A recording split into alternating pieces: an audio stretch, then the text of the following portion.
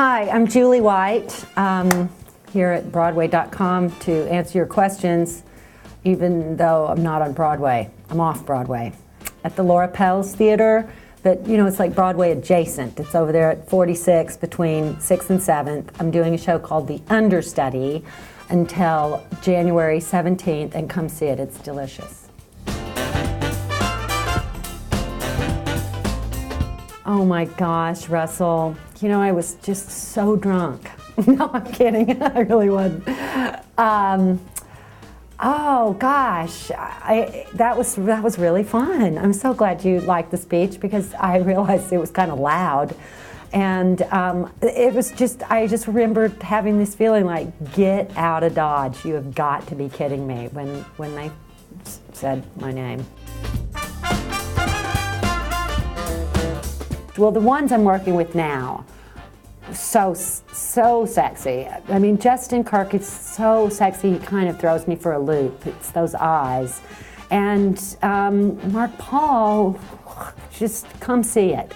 The jeans are just worth the price of admission alone. The kid rides his bike like 50 miles at a pop, so it's given him the tuchus of the gods. He's and besides the fact that they're fantastic in the show, wonderful actors. I recently, while hosting the, I don't think this counts as working with somebody, but I got to stand on the same stage with that Daniel Craig. Y'all, stop it, what is that? And to be a little cliche, when I found George Clooney, everything that you expect George Clooney to be. Well, Linda, you sit at home wondering why you're not me. I'll say that they are, the experience of kissing both of those fellows is delicious, but in the play, for my character Roxanne, the situation is much more fraught with Justin. So that kiss is much more emotional, and the kiss with Mark Paul is just hot. Hot.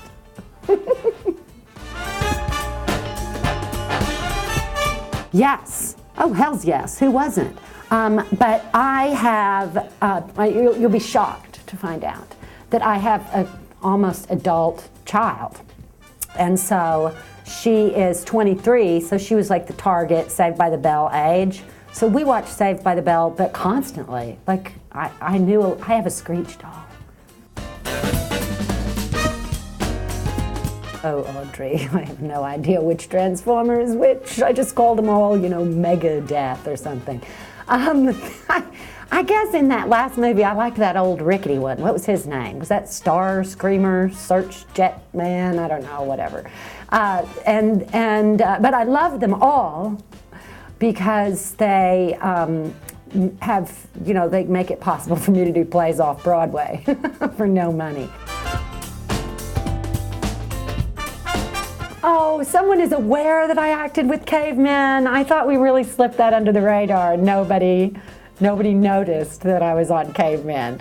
Except for New York Magazine did a thing to save Cavemen that you were supposed to clip off your own body hair and put it in an envelope and send it to whatever network that was, ABC, CBS. Those guys are so adorable. And that makeup and that experience was so gruelingly horrible that I think it's all for the best that they don't have to do that, because they should all become, Mondo famous with their own faces. Although I really had fun with them.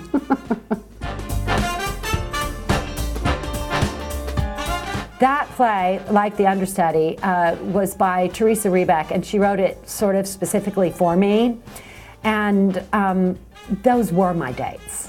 Like, I basically told her my horrible dating stories, and she just put them in a play.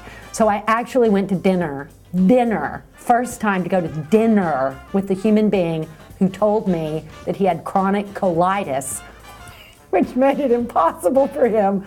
We were talking about, how you're like, do you have any hobbies? And I was like, well, I like to ski. Do you like to ski? And he's something like that. He couldn't ski anymore because of his chronic colitis. And so all I could picture was this guy like shushing down the mountain, just, and it was horrible. Dinner was over. Oh, so I think the colitis guy maybe was the worst.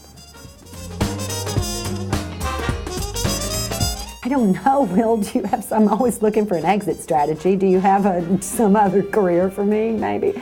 I kind of thought about being a lawyer because growing up in Texas, everybody's a lawyer, especially in Austin, everybody's a lawyer. And I thought I could be a trial lawyer and, you know, try cases and that sort of thing. But no, I didn't do that. And I've always sort of, I'm a great gardener, and I would love to be a landscape designer. But also I have a big ranch in Texas, and the terroir is very similar to Umbria. And I've thought maybe I could get out there and plant grapes and become a winemaker. So yeah, I don't know if I'd be good at any of those things though. So that's always a crapshoot, right?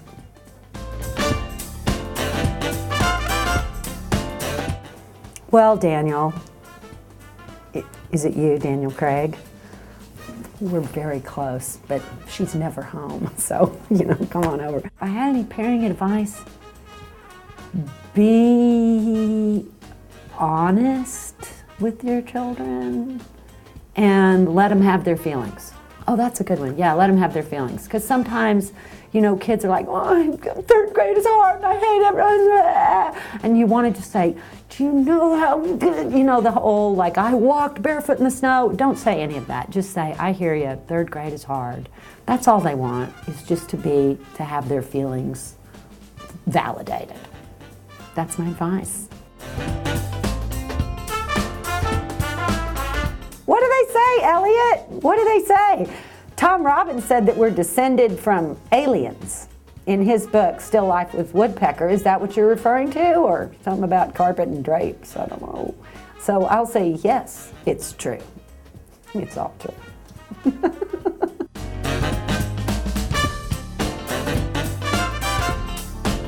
Oh, Lee, I really like this question. Because, you know, when I started out in the theater, I sang. Like, my first show I ever did was Guys and Dolls, and then the show that kind of got me to New York, I did The Baker's Wife in Austin, and then they saw me do it. I mean, I could sing. It was fun to sing, but then I got self-conscious about it or something. Like, I felt like the people who sing on Broadway are so good that I wasn't good enough. So I would have to do one of those talky sing musicals. I could do one of those Lauren Bacall kind of roles. What is it that we're living for? Applause, applause. Like that. So maybe that one. Or Mame. Could I do Mame? I want to do Mame. Or Hello Dolly. Could I do that? I mean, Carol Channing doesn't really sing, does she? Could I get away with that? You let me know.